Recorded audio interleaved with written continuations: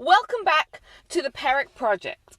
You're going to be surprised at what the next Mishnah says. It seems so contrary to what we would expect to be found written in a Mishnah. So what does it say? Shmaya v'Avtalion, who are the next set of leaders, are introduced in Mishnah 10.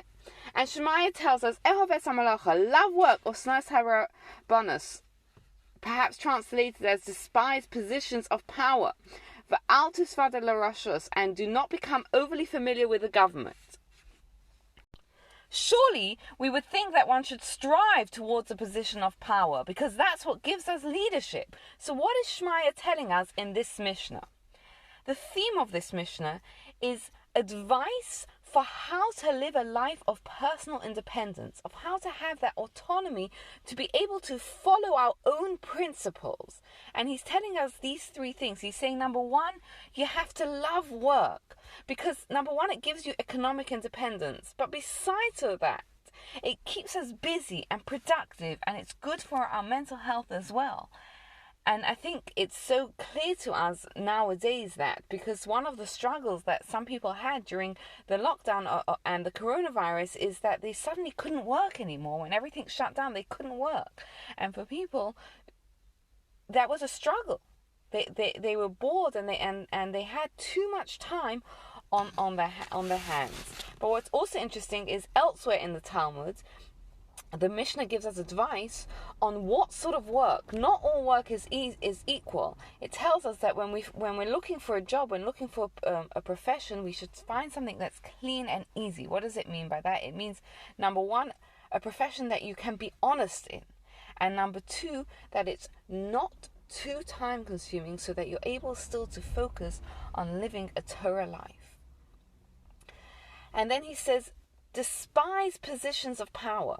Why should you despise positions of power? He's saying because it can lead to enslavement. When you're in a position of power, you maybe feel like you have to corrupt your values in order to maintain your position or to get to your positions of power. And he's saying avoid powerful friends, because again, they can pressure a person to conform. And if you're in the presence of someone who's very powerful, you can feel that pressure to conform. What's interesting is that there's also another way of understanding it. He's saying that you should love the work of the leadership, but hate the pomp and the power that comes with it. And there's a beautiful story that explains it. The Chofetz Chaim had a student, and he was offered a rabbinical position, and he went to the Chofetz Chaim and he said to him, I don't want to take this position of power because I'm worried about the responsibility that I'm going to have. And he said, the Chofetz Chaim answered him brilliantly, and he said, well, then who should take the position? Someone who's not afraid of the responsibility? And it seems that this is what the Mishnah is saying, is love the work that comes with it, but hate the power and the position and all that comes with it. And he's giving us this advice to lead a private life, humble and loving work, to ensure that we have the autonomy to follow our own principles.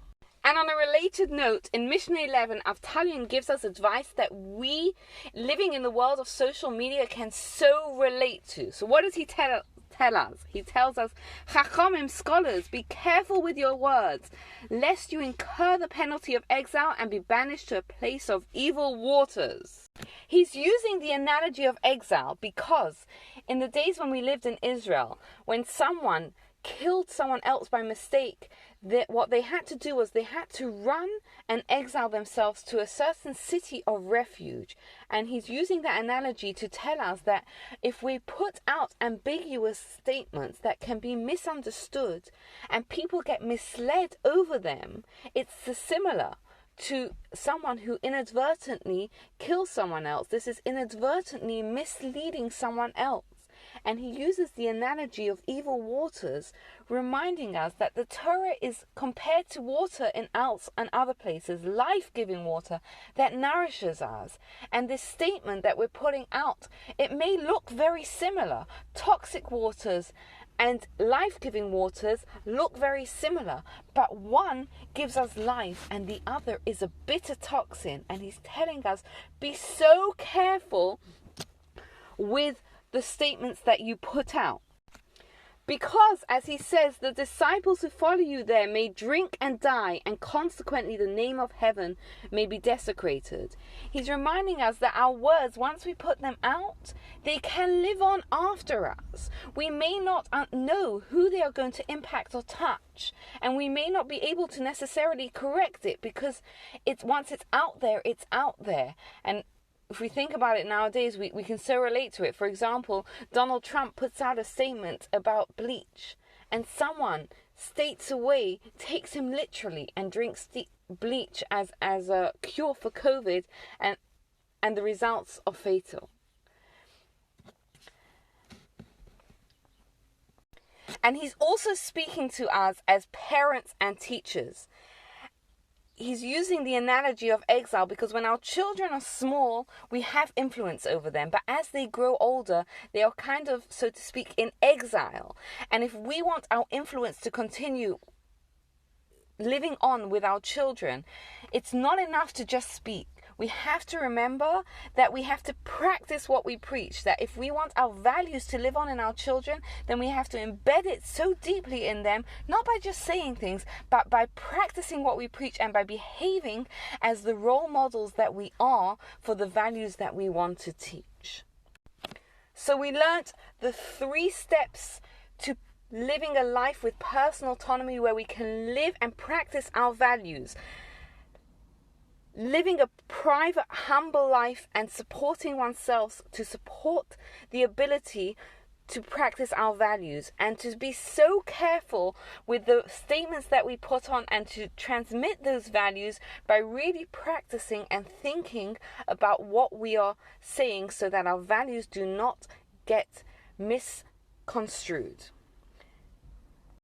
Thank you for listening, and as always, I welcome your thoughts, your questions, your feedback.